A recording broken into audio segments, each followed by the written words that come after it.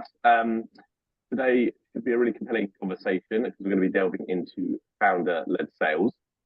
And for those of you who haven't joined us before or been on one of these interviews, BD Matters is a community to empower and teach business developers and founders how to scale sustainably. And when it comes to business development, we can all feel a bit like lone wolves at times. And so we want to bring people together, help change that, and help change the perception of sales from being seen as such a dirty word. So these interviews take place on the first Wednesday of every month at 12. So if you want to put them in your diary, I'm going to put a link in the chat just so you can save them. And all the other sort of interviews that we've had are on the BD Matters website if you want to check them out at any time. So today we're going to talk about, as I said, founder-led sales, and I guess start by defining sort of what we mean by that. And often it's the founder or the CEO, managing director that leads the new business efforts in SMEs, and that because it naturally sits on their shoulders, or because they're driven to take on that responsibility. And some people are natural salespeople, and some struggle because they might not have had a background or experience working in a sales role. They might struggle because they're a bit more introverted and they don't enjoy that part of the job. So we're going to discuss what it takes for a founder to lead new business efforts successfully. How do you set out a plan for growth? How do you get the team or the whole company on board and sort of recruit and build a team and a growth culture? So I'm very lucky to be joined by two great speakers today. So we've got Chris Molloy, who is co-founder and client officer at Brand Potential, and Felix Velarde, who is founder and chair of the 2-Way 3X program. So I'm going to pin you guys, and you can do a little intro of yourself. So, Felix, do you want to go first? Happy to. Good morning, everybody. I started one of the world's first web design companies in 1994, completely by accident. And then that became quite famous. And then I started another agency when I sold that. And that agency became the world's most awarded digital agency. And that became part of Interpublic. And I had 6 agencies over the course of 20 years. And then ended up running an agency group with 12 agencies in it. And had the same problems that most agency founders have, which is you're the chief salesperson. And is it the Felix show or is it the agency show? And you try to sort of peel that apart and automate sales and grow so that I didn't have to be the one, was a constant challenge. About 9 years ago, I started something that became the 2Y3X program, which is an agency accelerator. It's a 2-year commercial program that triples value or revenue or profits, depending on what you want, and is guarantees results, and it's great. And that's run by a bunch of former agency founders themselves, who are program leads, and that's been going for, as I say, 9 or 10 years now. About 3 years ago, I started buying agencies in the States through Ava Acquisitions, and bought 5 agencies in the last couple of years and scaled them all using 2Y3X. And now I'm back in the UK, buying agencies here and scaling them. 2Y3X program runs very nicely without me, because managed to make it so that I don't have to do the sales anymore, which is amazing. What else do you want to know? Oh yes, I wrote a book called Scale at Speed. I'm sure I have a copy around here somewhere. But Scale at Speed is now in its 2nd edition from Hachette, worldwide in all formats. So go to Amazon and buy a copy, please, because it will cost 14p and it might triple your revenue. And that's me in a nutshell. Chris. Perfect. Thanks, Felix. Adam, I wish I'd gone first. Actually, I really don't know how to follow all of that. I mean, I've only founded and scaled one agency, so but I think we've done a pretty good job of it. So so I'm Chris, as Adam said, co-founder and chief growth officer at Brand Potential. I met my business partners in our previous agency in about the mid-noughties, and we founded Brand Potential in 2010. We're a brand full service brand agency, and the pillars of our business are consulting, creative and design, and PR and brand reputation. And founded in 2010. And then we were acquired by an emerging marketing services group called Candid platform, which is of Dutch origin, but now has as bigger a base footprint in the UK as it does Netherlands. So those two markets for now, and we were acquired by them in 2021, end of 21. And we're still there, so we still must be doing something right for now. And I guess my background was probably around about that same time, 93, 94. I started off in client-side marketing roles, and then moved to work across a number of different agencies, actually spanning. I mean, my trade was insight and brand strategy. That was my background. And I worked across advertising agencies, research agencies, and then latterly, prior to founding Brand Potential, where I met my business partners at a design business called 1HQ. And like a lot of founders, we sort of got together in about 2009 and said, I think we can do this better, straight differently. And the rest is history. So that's a bit about me. No, that's great. Well, look, I think, you both bring different sides, both led businesses, been founder led, and, Chris, I know you're still very much in it. So I think, coming at from different perspectives is going to be really valuable for today. So yeah, let's get into the questions and unpack it. And if you want to ask questions from the audience, feel free to put them in the chat, or we can unmute you and take the camera off and show your face if you want to jump in and ask a question. But let's start kind of at the beginning, I think, where we need to, and that's kind of thinking about proposition and vision before we get into sales and tactics and delivery. So I guess, Felix, what difference does it make? I talk to business owners sometimes around having a vision, and they sometimes stare a bit blankly at me in the face because they're sort of just thinking about making money, right? But what difference does it make when business owners develop a clear vision and get buy-in around that? Well, I think it's important to differentiate between vision and proposition. Vision is what you want, and proposition, in an ideal world, is what the market wants. So getting buy-in to your own vision is I mean, it's critical. If you want, I don't know, if you want to change the world, if you want to break the advertising model, or you want to be the best AI company in the world, or whatever it is, then you need to be able to state that very clearly so that you can recruit the right talent around you and get the right people on the bus. Jim Collins' Good to Great talks about getting the right people on the bus. You don't want to surround yourself with people who don't want to go to the same place that you do. And conversely, you do want to surround yourself with people who do want to go to the same place that you do, to be the best in the world at X or Y.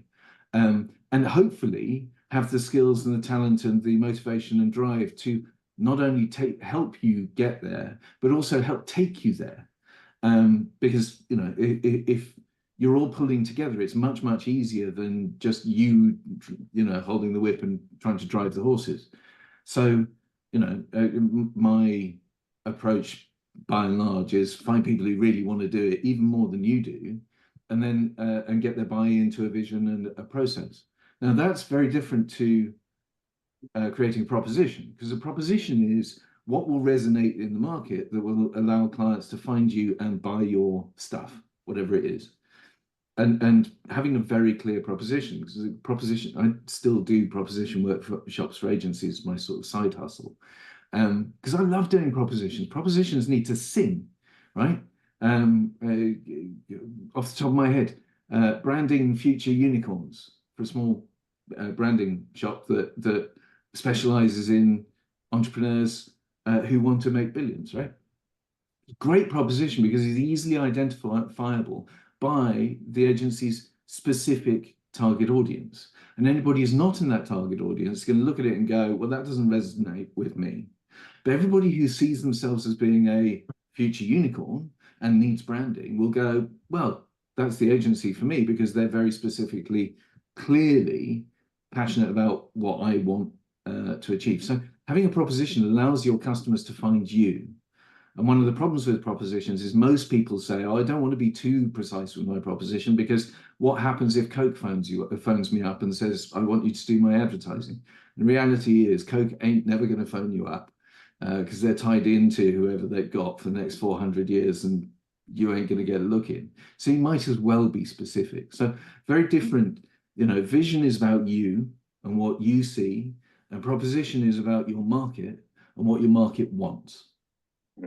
And just on the vision point, just want to just jump into the vision point. Just if a founder's listening to this and doesn't have a vision or doesn't know what their vision is, what would you say to them? Do they need to spend some time soul searching? Do they need the vision, and can they scale without it?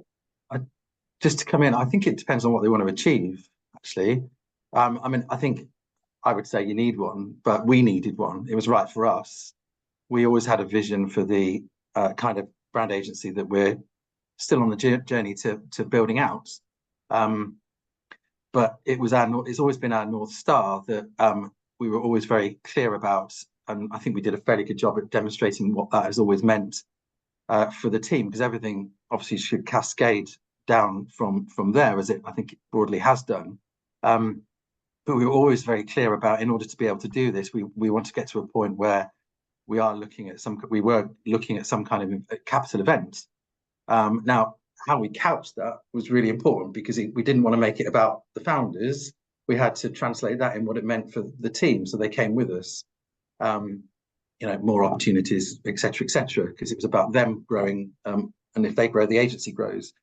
And so that was really important to us, and it took. So we always, myself and my two business partners, always had a very clear vision, and we always wanted to sort of go on the broad journey that we have. It took a little bit longer, but then we were setting up. We did found the business in the teeth of a pretty bad recession in 2010, but in 2021, when we sold the business, that was a key milestone. And actually, almost the day after, we were very, very mindful of, okay, how this journey that we're on, that was a key milestone. How do we then frame the next milestone? Because actually, the team would then come to us, go, that's great, Chris, Tom, Mary, where are we going next? So it is a continuum. It wasn't obviously, oh, well, we're starting from scratch here, but then we've had to frame that slightly differently, because obviously with investment has come new opportunities. We brought in new teams. We completed an acquisition a month or so ago, and hopefully there'll be, other opportunities and geographies and all of that. But I think making it quite tangible, so you have a broad view of the agency or the business you want to become, but having that as something quite tangible. So it could be new markets, new geographies, broadening your proposition, because then that's something that people can get their teeth into. And I think that was abundantly important for us, but making sure it's couched in what it meant for the team. Yeah, I suppose like your vision can be sometimes restricted, right, by your own resources and finances, or your own beliefs, I suppose, and it probably evolves as time goes on. Everybody's sort of different, and you might need to reset those milestones accordingly, I suppose. And is that quite natural from what you've seen, Felix? Well,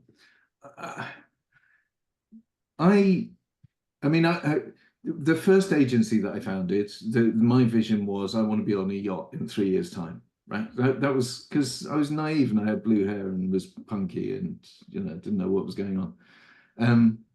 But actually, I think most founders have some kind of financial vision. And sorry, let me qualify that. Many founders have some kind of financial vision. Most want a decent income, and I don't know, half of them want that income to go on forever, and half of them want to sell and make 2 or 3 million quid and retire, right? Some want to make 20 million quid and retire and become a financier or whatever it is, or go off and start their AI company. Once the founder knows what they want, everything that I do, everything that we talk about in Scale at Speed and the programs and all of the agencies that we own, we get the team to co-create the rest of the vision. So once the founders set their, right, well, I want to take out 3 million quid in 3 years, which, there are formulas for figuring out what profit you need to be making in order to be able to take that out after tax and after you've paid your partners and after you've paid share options and things like that. So it's very easy to say, okay, well, we need to be making £1 million net profit, for example. Now, once you've set the financial goal, I found that the best way to motivate teams is to get the team to set the other goals. And the other goals are going to be things like, what are we going to be the best in the world at? And how are we going to measure that? Or what's our culture going to be like? What kind of place is this going to be to work at? Because most people have a really good set of opinions about what kind of place they want, right? Is this going to be a sweatshop, or is this going to be the best place on earth to work? Is this going to be really progressive and we're going to do 5-hour days and 4-hour working weeks and be twice as productive as the next person? Or is this going to be the place where, you know, the most talented, smartest people in the industry come to train up in whatever our niche is and become brilliant so that they can go off and start their own agencies? I mean, you know, there's we all know about sort of PR agencies where they have a formula for, you know, you're going to come in, you're going to spend 3 years learning the trade, then you're going to steal one of our clients and we will take 40% of your business. And they now own shares in something like 70 businesses, right? These are brilliant places culturally to work, but the culture has been defined by the people who work there. And I really like that, because if you can get the people to figure out, we want to be in the top 50 places to work in the UK, or we want to have a 9.9 average client satisfaction score, or something like that, right? Or we want to win a D&AD Black Pencil. Whatever the goal is, if the people define it, they will take you there. If you define it and tell people what their goal has got to be, most people will ignore you, because most people have got their own stuff going on. Yeah, so there's an element of sort of co-creating this vision as you go, which I like, and that sort of brings us on to talking about culture, right, and the wider team. So, you know, Chris, founders are usually generating 90%, you know, the leads that are coming in. So how do we sort of move and try and get that balance of the ownership to the wider team and the responsibility there? Yeah, it's a good question, because I think I kind of look back at our sort of 14, 15 years and think about probably like we all do, the phases we go through. And the first phase was, you know, start up, get clients on board, do good work, etc.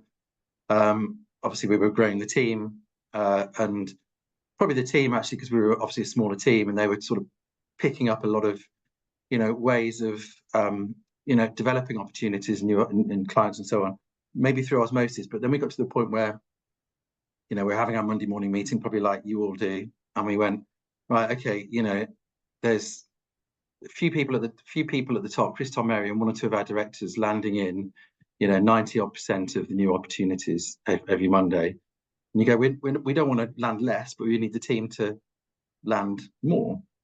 We need to flip that. But that's something we've continued to work on, actually. But we thought that was a blockage for growth. We need, you know, we want everybody in the team. We believe everybody can make a contribution, you know, everybody, because we're a consulting-led business. It's, you know, our clients buy the brains and ideas from across the team. So they're almost the best people to be developing client relationships. And that's what we made it about. So actually, we had to put in much more discipline and structure around how we went on that journey and flipped it so that the rest of the team are pretty much landing, you know, majority of opportunities every week. But that's taken time, you know, that's taken years to get to. But I think there was probably, I guess, 3 things that we did. So first of all, I guess it probably builds on Felix, your point around empowering people, you know, making sure people have responsibility and feel the responsibility and want the responsibility. So they're not waiting for Chris, Tom, Mary to land in all the opportunities. So we were sort of pushing responsibility down to the teams to be able to then make decisions around how they delivered, you know, client budgets and so on.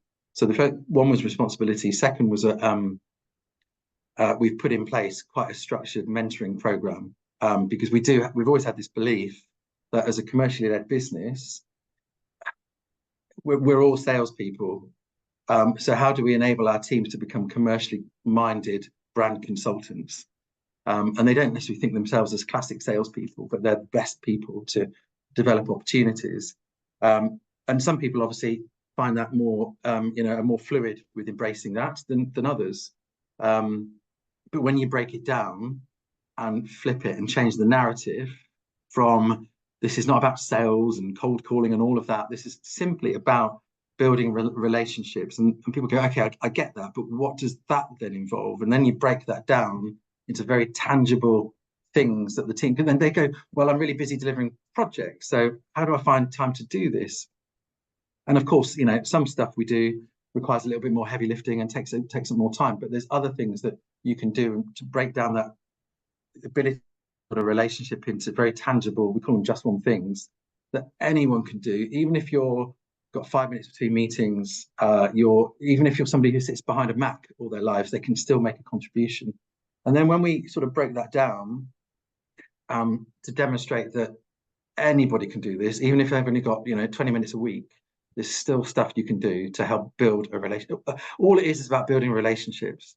And when you kind of equate it to a personal relationship, it's just showing, you've got the client's back, you're curious, you're there for them, and all of those things. And people sort of begin to embrace it. And obviously some are more successful than others. But I think a mark of our success on that is some of the people that maybe in the team we thought were probably going to be less able to and willing to embrace it, when they come to the Monday morning meeting, go, here's an opportunity, here's a brief, you go, wow, okay, we're making some progress on this. And then the third thing, so responsibility, mentoring, and I think the third thing was, I think, probably focusing more on existing clients, the new clients, and getting the team to think about those, because I think at that point, we had a pretty enviable client list, so we were doing, however much for each client, but how do you then go, deeper and wider, of course. And actually, I think that's often as hard. I think that's underestimated, because everybody says, well, it's harder to get new clients in. I think both are quite difficult, actually, whether it's new clients or, really unlocking the potential in any one client you've already got on board. But actually, by saying to the team, look, if, we almost don't need any more clients, we've got some fantastic clients, we've doubled the size of all these, we're all in a good position. So let's focus on those. And they went, relax. Oh, I don't have to go out on the front foot. And actually, obviously, people do that. People want to do that, and obviously, we enable them to do that, and hopefully, that's successful. But I think it was those three things: devolving responsibility down, ongoing mentoring, which is still, still a challenge. It's still something particularly as you bring new people in. And then focusing on existing clients, they really enabled us to turn it from us landing the majority of opportunities to the rest of the team. Yeah, nice. I love that, and I like the framework around it, and I guess that's also with Felix your book. What I like about it, it's very much around creating a framework, operationalizing growth culture. It's about action, right? And often, like what we do with our clients, it's one step in front of the other, and making sure things happen. So yeah, really good to have that structure. And then for you, Felix, does that resonate with some of the elements in your framework? And then sort of talk us through how it sort of builds on top of that to take it further. Yeah, I mean, just really interesting hearing you talk, Chris, because it sounds like a fantastic approach. Really, I think one of the things that struck me is that when you started talking about the challenge that you have of it being the sort of the senior leadership team's show versus everybody's responsibility, and one of the things that struck me, and I think that most people forget, is that clients don't want to be pitched by the top team. Clients actually constantly saying in pitches, I don't want to be pitched by the founders who are all charismatic. I want to be pitched by the people I'm going to be working with. I don't want the founders to pitch me, win the client, and then I never see them again. Right? I've heard that about 4 million times from every big brand that we've ever worked with, from Microsoft down to Peugeot and P&G, everybody. everybody's the same. Nobody wants actually to be pitched by the people who are the best pitchers. They want to be pitched by the people who are going to do the work for them, that they are going to be working with. So and we forget this because, you know, we as founders think that we're it, right? Came from our head. It's our idea. We're the best at presenting it. We forget that we can ask other people to step up, and actually that other people might be better at it than we are. Certainly in my case, I'm surrounded by people who are better at it than I am, and it's what a relief. But yeah, you mentioned the framework. So 2Y3X Scale at Speed, the book has got filled with drawings of the framework, and you can go to the website and there's a big video in the middle of it which talks about the framework. But the framework's really, really easy, and it basically says, listen, let's start at the end with the goals. You know, what's the vision, right? What's our financial goal? Where do we want to be? What kind of place do we want to be? And then we get a team together to co-create the plan of action. And what we found is that when we tell people, when we delegate down to people, people tend to resist. So it used to be, you know, I'd come back to the office after going to a Vistage meeting or reading something by Patrick Lencioni or something. And I'd come in and say, all change, we're going to change the way that we do this. And people used to call it the Felix change grenade. Right, I'd come in, I'd lob this thing over my shoulder and say, right, all change, we're going to do it a different way. And people eventually, I noticed, and it took me many years to notice, that people would roll their eyes. And then they carry on doing it the way that they already did it because it worked pretty well. And it was fine because Felix would go off and do the sales, or you know, Matt or Jason or whoever it was who was going to do the sales. And I found actually that as the founder, you're the bottleneck. As the founding team, you're the bottleneck. And you can only handle 5 things as a human being. So if you really want to scale, if you really want to grow, you're going to have to get other people to take responsibility. And you can't foist responsibility onto people. You can't say, here's the responsibility, like you're a lumpet. You've got to get people who want that responsibility around you. And the easiest way to do that is to co-create the plan with other people. It's not for you to go in and say, ta-da, here's the blueprint. It's for you to go in and say, here's a method for us to come up with a blueprint. And so that co-creation is really important because then people take responsibility. And some bright spark's going to say, do you know what? I've got a new idea for marketing. Or somebody else is going to come in and say, do you know what? TikTok works. And you're thinking, really? I'm speaking as a middle-aged white guy who doesn't know how to log into TikTok. But you know, other people have better ideas than you do about how to create relationships and how to reach out and how to nurture people and how to go and meet people in, you know, meetups and things. And so that co-creation and that it's not delegation of responsibility, it's the empowerment to take responsibility that I think is really important. And so, you know, the frameworks that we use in all of my companies and that we have in the program are about how do you get people to take it and grab for it and run with it? And how do we liberate that and facilitate it? Because if you can facilitate people taking hold of the future, then your job really becomes making sure that people don't get it wrong and making sure that people get the right training and not, oh God, I've got to go out and do all the sales again.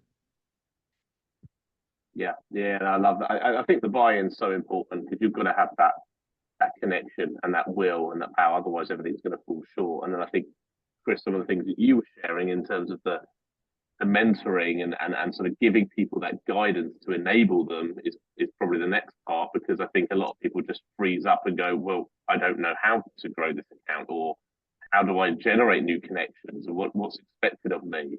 And that's some sort of breaking it down a little bit. Yeah, I'm just looking at Zara. I'm just looking at your question around how. So you've said struggle to outsource their sales to the team when their employees don't have the confidence or want to take on any of the sales. What do you do in this scenario? Yeah, I mean, it's an interesting question because I think some people embrace it more than others. But I think, you know, you can argue, well, people only grow when they step outside their comfort zone. And I kind of believe that to a great extent. But when it comes to something like this, and often, we're asking people to, and I mean this in a really broad sense, to sell. We don't necessarily use language like that, actually. But when it's not their core skill, because they might be an innovation specialist or a brand strategist, and as I say, some people embrace it more. But I think what we would say, coming back to the whole comfort zone, is actually do what you're comfortable with. So if some people are happy to, really, really, motivated by standing on a podium at a conference, and that's their way of developing relationships, fantastic. If other people want to do a thought piece and run a webinar, or, so what we try to do is work with the team, individuals, to try to find what their comfort zone is. So that because I think they often do find it scary. So working with our designers who sit behind Max, they went, oh, Chris, can we do this as well? And and it might be simple as you might see something in the press or in the supermarket or somewhere that triggers a thought about a client or their brands. And it might be that you don't act on that, but you might give it to somebody in the team who's the client lead for that particular client, and they do something with it. But you have then started that chain of events. So, that might trigger a conversation that you may or may not be involved in, but you've done your thing that you can be proud of. And that might be something that they're comfortable with. So we're not asking everybody to be on the front foot like we all probably are. And yeah, it's about, of course, if they want to step outside their comfort zone when it comes to this, fantastic. But it's finding the thing that they find comfortable in doing. But I think the other thing is, we've talked a lot about empowering the teams, but I think not relying solely on the teams to generate growth. So it has to sit alongside more sort of formal growth and business development programs and initiatives and people. I think the two have to go hand in hand. I think empowering the team can take us so far, and it did with us and has with us.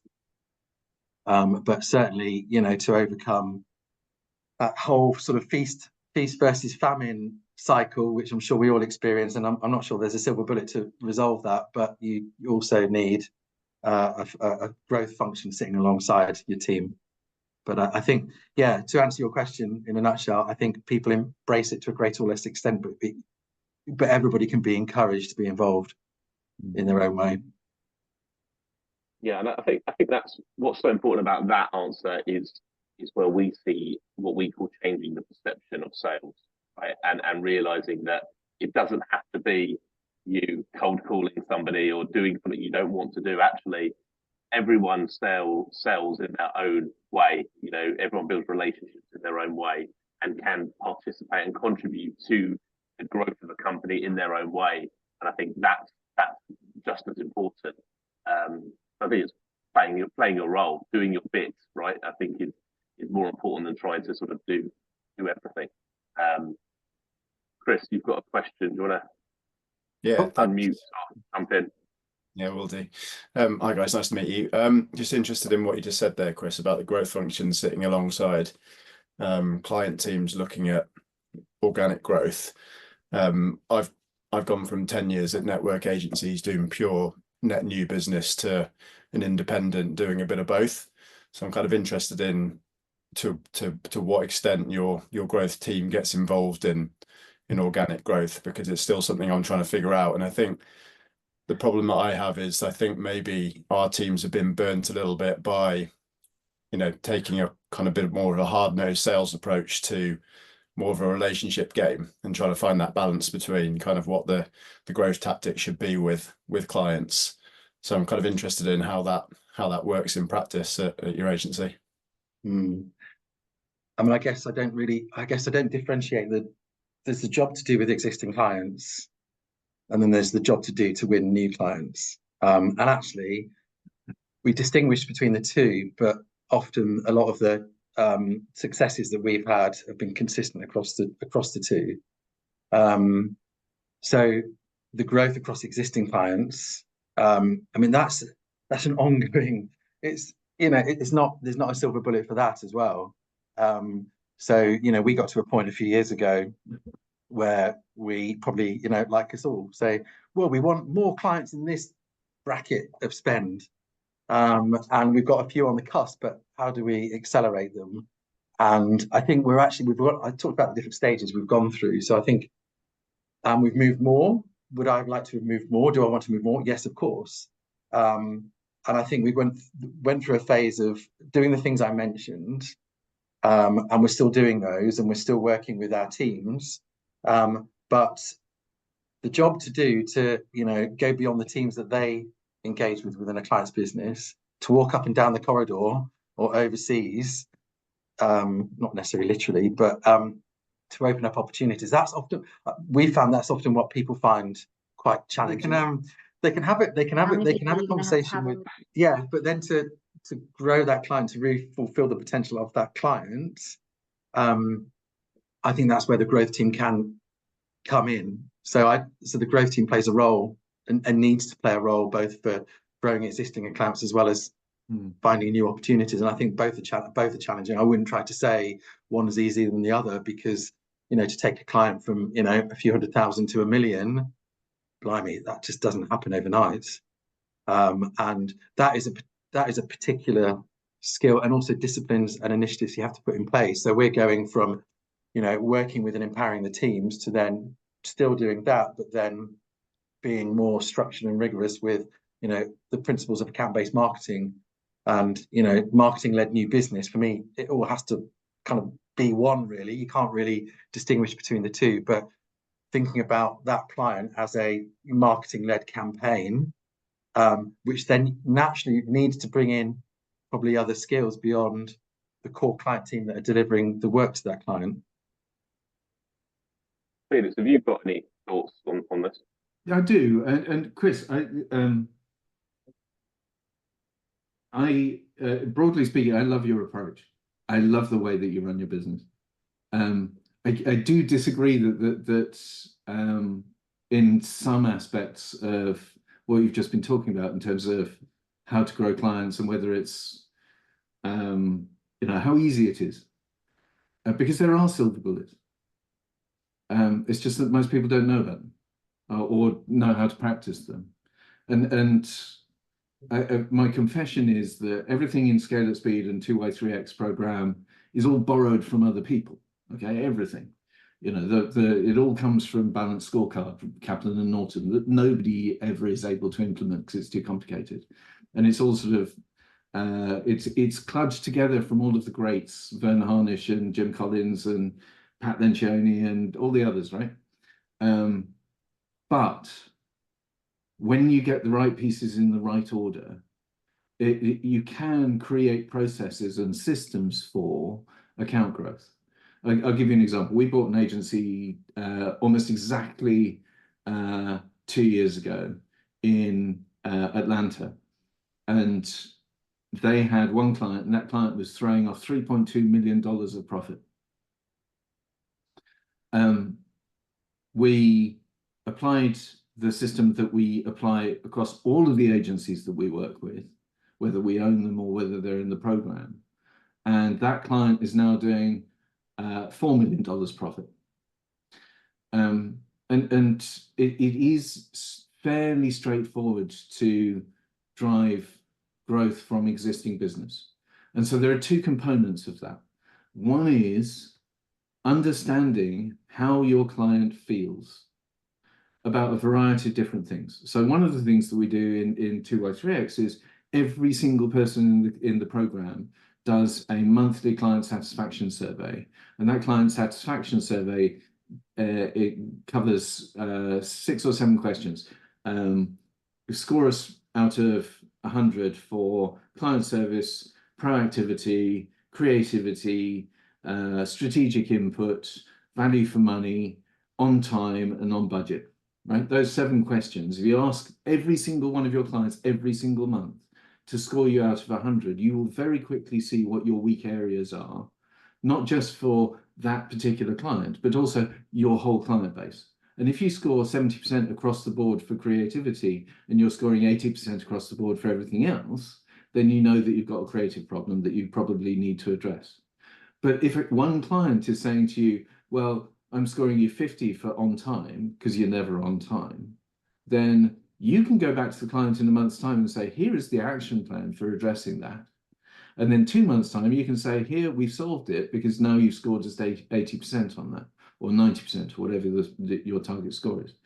And that creates relationships. That on its own, just measuring how they feel, creates the kind of relationships where people start giving you more money unasked. So that's part one. Part two is everybody on your team needs to be taught how to do value-based selling, what Neil Rackham called the challenger sale or spin selling.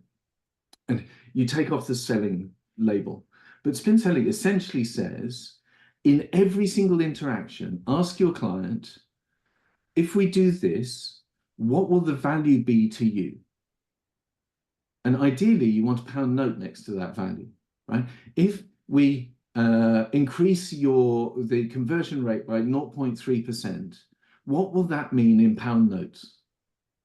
And then you need to ask the consequent question, which is, and when we've got these extra people spending this extra money in your database, what can we then do with them?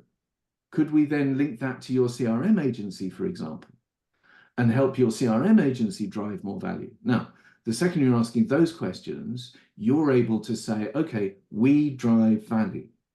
Your client will start understanding that your focus is on their outcomes, not yours. And the second that you can turn around and say, okay, well, you spent £500,000 with us on media this year. We optimized it and we increased the output from 11 million revenue to 12 million revenue. You have added £1 million to their income, right? And that's your job, because they don't care about brand awareness or the number of likes they got on TikTok or whatever it is. What they care about is the pound notes, because that's what they're motivated and driven by, because they're businesses. And we forget, we think, oh, it's about the awards and the career of the client. It's not. Ultimately, it's about the pound notes that the CEO can report that you've made to the shareholder. Because if you can demonstrate that, they will find money to give you. And so growing accounts is about demonstrating and delivering value in a way that is meaningful to the client and setting aside your own goals. Because the more value I remember we had a client, Virgin Holidays, this is about 1 million years ago. This was, 2008 or so, 2010. We figured out at a certain point that for every pound spent on the CRM programs that my agency underwired, they made £93. And the second that we figured this out and then proved it, they could not give us money fast enough. We did the same for McCain Foods. They went from £200,000 account to a £2 million account in under 2 years, because the second that we showed positive ROI, they just found money from elsewhere and gave it to us, because they makes them money. So I think sorry to cut you off there, Peter, but no, I completely agree. But I think that the skill gap in empowering and enabling our client services directors or people in our agency to be having that conversation is where it lacks at the moment. Where there's too much of delivering on brief and project managing what they're being told to do, as opposed to looking strategically about the value that they can bring to a business. And I think maybe as founders, we can sort of be enabling that conversation, giving them the frameworks and the guidance to do that, because that's 100%, what they should be doing. But it could be confidence or fear or inability to have those conversations, or just not thinking strategically, or just not having a commercial mindset about questioning, why are we doing these things? Not just because I'm telling you to do them. It's let's think about it sort of much broadly. There's a couple of questions in the audience. I'll come to them in a sec. I just want to talk, going back to founders more specifically, and just thinking about how they can learn to maybe let go and what they should be focusing on right now. Because I know that's a challenge with all founders, and they'll probably go through these milestones in their in their roles where they feel like, oh, I've got to control everything. What's your advice on like how can founders learn to let go, and where should they be focusing if they're not trying to win all the business and do everything? What should they be doing? I think putting your ego to one side. I think most people who found businesses, have got an ego to a degree. I think, Felix, you mentioned earlier, getting to a point, did I know this from day one? Probably not. But somewhere along the way, recognizing that we only know what we know. And yeah, other people you need to surround yourself by other people who know more than you and have other ideas and fresh ideas and all of that. And but also I think we've just gone the phase we've just gone through since being acquired by Candid, where we've brought in 3 agencies now. So we've obviously reorganized how we do things, and we've created a group function which Mary and I are now in. But then we had to extricate ourselves from we were kind of trying to run the UK, but we were trying to do the group thing as well. And we were very mindful going into it that, okay, in order to be able to all step up, we need to be mindful of the roles and what we start doing, what we stop doing, what we do more of, what we do less of.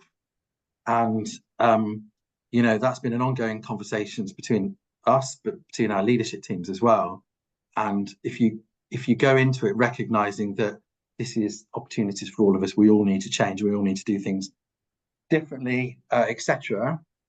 Then first of all, the recognition that this is the journey you're on really helps. And we found that actually the more we've talked about it amongst ourselves, amongst all our teams, the more then you're faced with a scenario and you go, what's the right thing to do here? Because previously you might have turned left and gone, that's how I do this because that's how I've always done it. But because it becomes you're very cognizant of these scenarios that pop up several times a day, you go, okay, maybe I turn right now, or maybe I don't turn anywhere and I don't do anything. We don't always get it right, but we found that just having an open dialogue around changing roles and responsibilities enables the founders to let go, and recognizing that you're not the best people to do everything. And Felix, you got any thoughts on that then, and to build on that, how founders let go, or where they should be focusing their time? I mean, there's a lot been made these days around a founder building their personal brand. I know Kat had a question before we came on about how can you use the founder's brand? I mean, you've got that ego problem getting in the way, but it can be a huge advantage on things like LinkedIn, but then it can also sort of get in the way a bit when you're trying to build the brand of a business and not of an individual. I think there's a time and place for everything. It's useful at the beginning to have personality and be able to have the chutzpah to go out and sort of make waves and so on, but then it becomes a liability pretty quickly, because people, the market then identifies the skill with the founder rather than with the agency, and that's dangerous for all sorts of reasons, but one of which is ego. I think there are 2 parts to the question that you had, one of which was, what should the founder be doing, how do they let go? So I think the founder, in fact, anybody senior, they should spend their time doing things that only they can do, not stuff that other people can take on. I had an intervention many years ago because I used to love doing PR, right? I used to love writing articles, standing on stages, jetting off around the world doing stuff. I was really good at it, but I was also the chief salesperson. And I spent probably 50% of my time doing PR and 50% of my time doing sales, because I thought that was, I was best at both of those things. And I had an intervention. A bunch of people came to me and said, Felix, why are you doing the PR? For 30 grand, we can hire a PR agency. They can do it 80% as well as you can, but then we would double the number of sales that we would make because you would double the amount of sales time. It was like, oh yeah, that was dumb. Why did I do that? Right? You should spend your time doing the stuff that only you can do, and you should find other people who are great at doing everything else. So that's part 1 of the answer. Part 2 of the answer is, if you are heading towards an exit, then the buyer is not buying the founder, which is another part of where the founder profile gets in the way. The buyer doesn't want the founder. The buyer wants your future profits from the company that you've built. And the future profits don't come from the ego of the founder, who, by the way, is going to leave, apart from Chris, who's amazing. But most founders leave when they get bought because they didn't sign up for having a boss, and they get bought and suddenly they've got a boss. So the buyer actually is buying the succession team. So, you know, the whole point of 2Y3X, which is for agencies that want to sell eventually, is create the succession team by empowering people in the agency to take responsibility for things like growth and sales and account management and all of the other things, so that the founder is dispensable with, is disposable. Because if you can get to that point, the company runs itself. And the founder can do more strategic stuff like, should we open in New York? Should we do M&A? Should we go and buy that other agency with, you know, that person that I really like who's brilliant? Should we sell? Should I go and get out of everybody's way and do something more interesting instead? And you know, frankly, most of my company is much more successful once I've gotten myself out of the way. And I think that that's one of the things, that the lessons that I learned as a founder, is that you're great at starting it up and getting off the ground, but at a certain point you become the bottleneck. And so you've got to bite the bullet and let other people take over. And the easiest way to do that is by saying, you come up with a plan. Let's all come up with a plan together. And so using frameworks like 2Y3X or whatever other, I mean, somebody else mentioned in the chat, OKRs. OKRs is a good system of measuring KPIs. It's not a framework in its own right. But using a framework actually allows you to create and develop and mentor and nurture a succession team until they do take over, which normally for us in the program takes 3 to 6 months before they start really taking over responsibility for the business. But then you don't have a founder problem. But you know, I would caution against trying to make yourself as the founder famous, because I've been there and I did it and I was very good at it, and all it did was cause pain for everybody around me and me. Yeah, it's an interesting one. I think a lot of people are struggling with that at the moment, especially instead of the whole personal branding movement, so to speak. It's a bit of a buzzword of the times, right? There are better things that you can do with your time that will make more money more quickly. Going to find out what that thing is. And Chris, have you like, in terms of those OKRs, are you set targets for those individuals? You know, have you got sort of KPIs or things that they need to all these achieve acronyms, in there? all these three Yes, letter acronyms. I'd never heard of. I hadn't heard of OKRs. I've learned something. Targets, So- not just targets. Objectives. The world's full of too many acronyms. What was the question? Do you set objectives for your team to achieve, like, these growth numbers, figures? You know, all that sort of things in their appraisals to aim towards, ladder up? I mean, everything's linked together. I get. I mean, you know, our way is that we all have one target to hit. So everybody's, you know, which is the top line number you're trying to hit each year and next year and so on. So we don't break that down and say, right, you individually, you have to deliver this amount. We've toyed with that in the past, but we found it challenging for probably reasons we're not going to cover in 3 minutes. We actually felt what was right for us to create that sense of togetherness and inclusivity was, look, you know, if we hit the number at the top, everybody's doing their thing. everyone's delivering. So, and if one account spends more than we planned and another less, that's the way of the world. So we don't have OKRs as such, but yeah, that that's our approach anyway. Yeah, but I think it's about, as I said, people pulling in the same direction. I think individual targets can often be detrimental to the overarching growth of a company.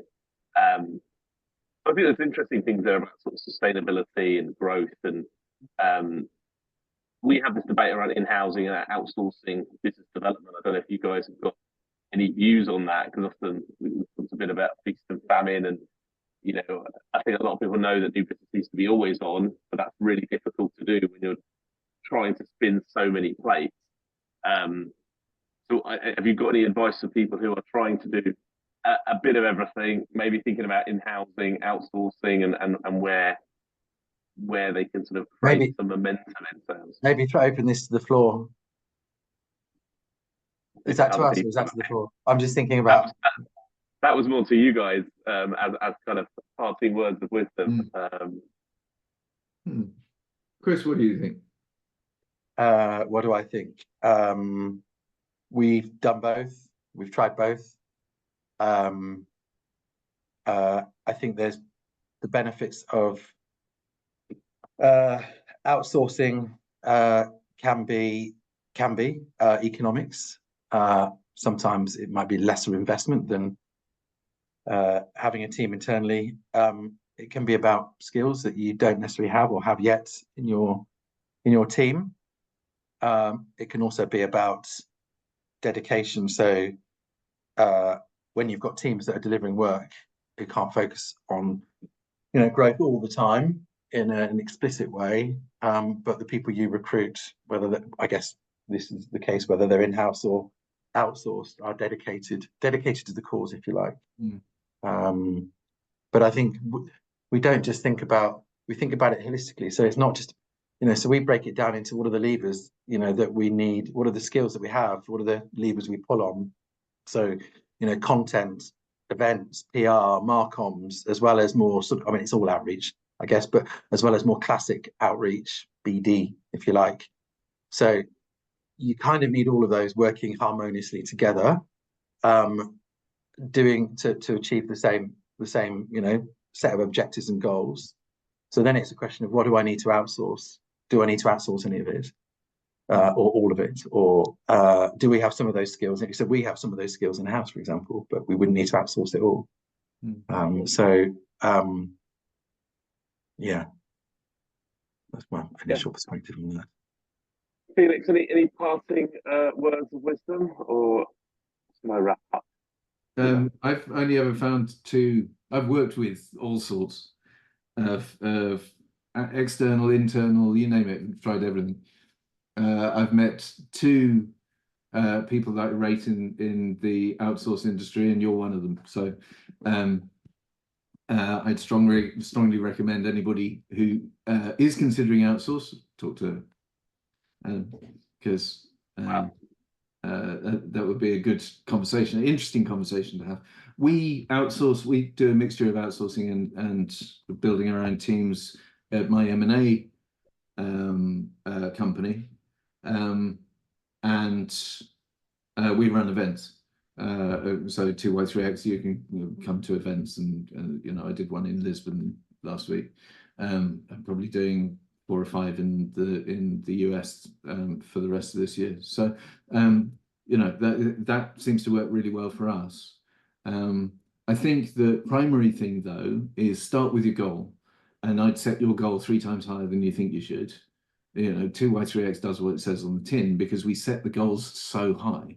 And if you're used to growing at 10 or 20% a year, I would do what we do, which is set your goals at 40 or 70% a year, because 40% a year over 2 years doubles your revenue, and 70% a year over 2 years triples your revenue.